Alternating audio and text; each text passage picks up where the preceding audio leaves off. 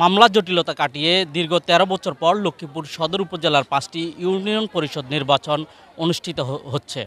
সকাল থেকেই ব্যালট পেপারের মাধ্যমে ভোটাররা তাদের ভোটাধিকার প্রয়োগ করছে। সকাল ৮টা থেকে শুরু হওয়া এই ভোট চলবে বিকেল ৪টা পর্যন্ত। আমি এখন আছি লক্ষ্মীপুর। সকাল থেকে নারী ও পুরুষ ভোটারের উপস্থিতি লক্ষ্য করা গেছে। ভোটাররা দীর্ঘক্ষণ লাইনে দাঁড়িয়ে থেকে তাদের ভোটাধিকার পছন্দের প্রার্থীকে ভোট দিচ্ছেন। দিনের শুরুতে ব্যাপক ভোটার উপস্থিতি দেখা গেল, বেলা বাড়ার সাথে সাথে তীব্র তাপদাহে লাইনে ভোটার কমতে শুরু করেছে। নির্বাচন অবাধ ও সুষ্ঠু করতে ১০ জন নির্বাহী ম্যাজিস্ট্রেট সহ পর্যাপ্ত সংখ্যক আইনশৃঙ্খলা রক্ষাকারী বাহিনীর সদস্যরা নির্বাচনী এলাকায় দায়িত্ব পালন করছেন।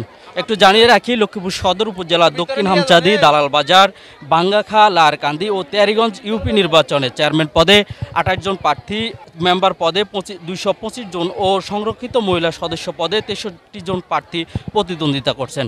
নির্বাচনে ৪৬টি ভোট কেন্দ্রে ভোটাধিকার প্রয়োগ করবেন ১,২২,৯২৮ জন প্রার্থী। আমি যদি একটু এখানকার ভোটারদের সাথে একটু কথা বলি, তারা তীব্র তাপদাহে ভোটাধিকার প্রয়োগ করতে আসছেন। আপনারা তো ভোট দিতে আসছেন, এমনিতে ১৩ বছর পরে ভোট দিচ্ছেন, কেমন লাগতেছে আপনাদের? ইনশাআল্লাহ ভালো। এই তাপদাহে ভোট দিচ্ছেন, ইনশাআল্লাহ ভালো। কষ্ট হচ্ছে কিনা আপনাদের? হ্যাঁ, রোদে একটু কষ্ট হলে কি আমরা ভালো আছি, সুস্থ আছি। কেউ পানি বা কিছু দিচ্ছে? না, আমাদেরকে দেয় নাই। যে আমি আরেকজন ভোটারের সাথে কথা বলি। আলহামদুলিল্লাহ ভালো আছে, আইতো ভালো আছি।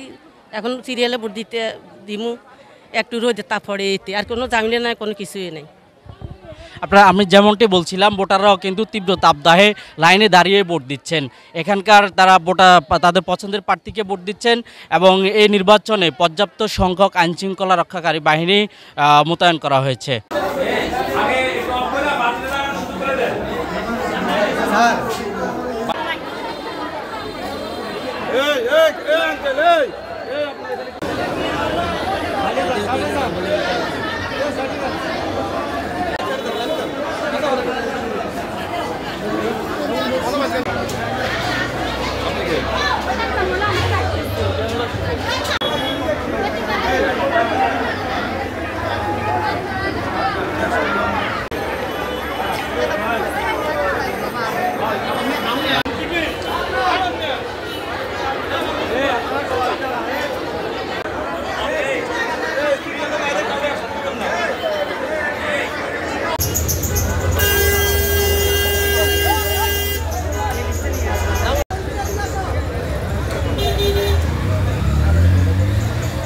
এ ছিল লক্ষ্মীপুর থেকে সর্বশেষ খবর।